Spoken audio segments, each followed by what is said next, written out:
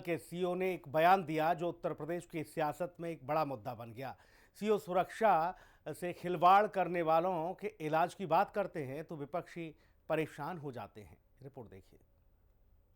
दो देशों के बीच में झगड़ा हो रहा है और उस झगड़े का अगर हमारे देश में कानून व्यवस्था पर कोई असर पड़ेगा तो हम फिर इलाज करेंगे बहुत बढ़िया वाला। कोई आदमी आए, साहब 10 आदमी खड़े होकर छाती पीट रहे हैं, हाय हाय हाय साहब ईरान को मार डाला, ईरान को मार डाला। अरे भाई इतना वो है तो चले जाओ ईरान, इसको जाना।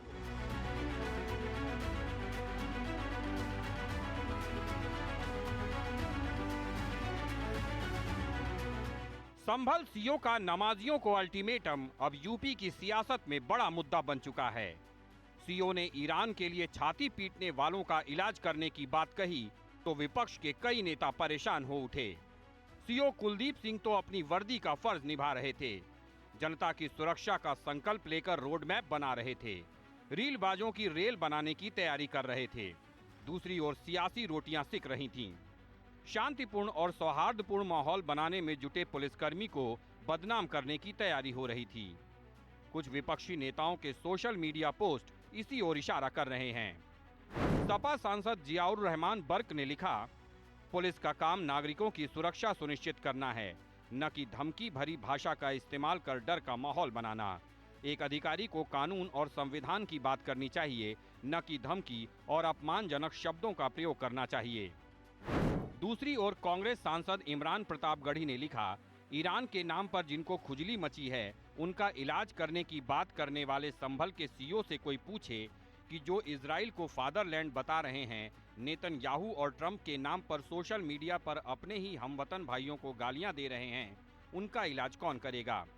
संभल पुलिस कप्तान की अगुवाई में सड़क पर होली खेलने वाली पुलिस के अधिकारी की ये भाषा कि किसी एक ने भी सड़क पर नमाज पढ़ी तो सीधे जेल भेज देंगे, क्या लोकतांत्रिक देश में वर्दी पहने व्यक्ति की ये भाषा मान्य होनी चाहिए।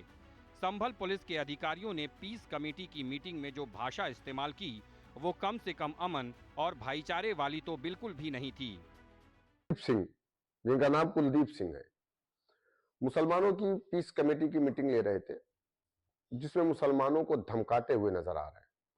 कह रहे जिसने रील बनाया मैं उसकी रील बना दूंगा, जिसने सीना पीटा उसको ईरान भेज दूंगा और ईरान चले जाए। भाई साहब आप कौन होते हैं? आप रील बनाएंगे, क्या करेंगे? आप बहुत करेंगे, आप जेल भेज देंगे। अगर हम कोई ऐसा काम करते हैं जो गैर संवैधानिक है तो आप हम पर मुकदमा करिए। आप हमको धमकी दे रहे, सबसे पहला मुकदमा तो आपके ऊपर होना चाहिए। आप धमका रहे वहां मुसलमानों को बैठा करके।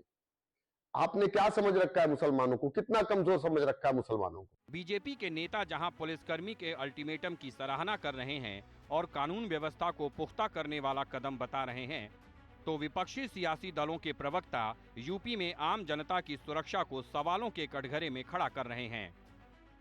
ईरान को लेकर के अगर कोई धरना प्रदर्शन होता है तो अब उसकी परमिशन मांगे या बिना परमिशन के अगर इस तरीके के कृत्य करने का प्रयास करते हैं, देश के अंदर माहौल खराब करने का काम करते हैं, तो बिल्कुल उस पर विधिक कार्रवाई होनी चाहिए।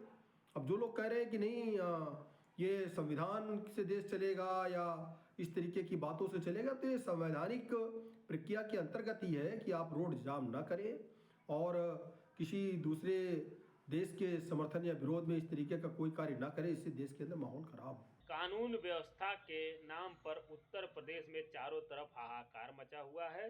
हर तरफ लूट, मार, हत्या और बलात्कार हो रहा है। तो पुलिस वालों को मेरी यही सलाह है कि वो अनर्गल बयानबाजी में ना पड़े।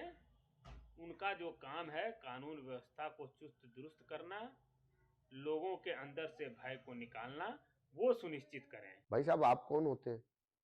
आप रील बनाएंगे, क्या करेंगे? आप बहुत करेंगे, आप जेल भेज देंगे। अगर हम कोई ऐसा काम करते हैं जो गैर संवैधानिक है तो आप हम पर मुकदमा करिए। आप हमको धमकी दे रहे, सबसे पहला मुकदमा तो आपके ऊपर होना चाहिए। आप अपना नंबर बढ़ाना चाहते हैं, इसलिए आप बाकायदा लाउडर लेकर के और माइक लगा करके और उसको वीडियो रिकॉर्ड करके इसलिए आपने उसको सोशल मीडिया में डाला। मुसलमानों को आप लोग कितना बेइज्जत करना चाहते हैं। क्रिमिनल की भाषा आपकी लग रही है, कहीं से नहीं लग रही कि आप एक आईपीएस अधिकारी हैं। बहरहाल यूपी में योगी मॉडल का असर साफ दिख रहा है। संभल सीओ का बयान भी बयां कर रहा है कि खाकी को प्रशासन का फ्री हैंड, सिर्फ जनता को सुरक्षा मुहैया कराना है। न्यूज डेस्क, हिंदी खबर।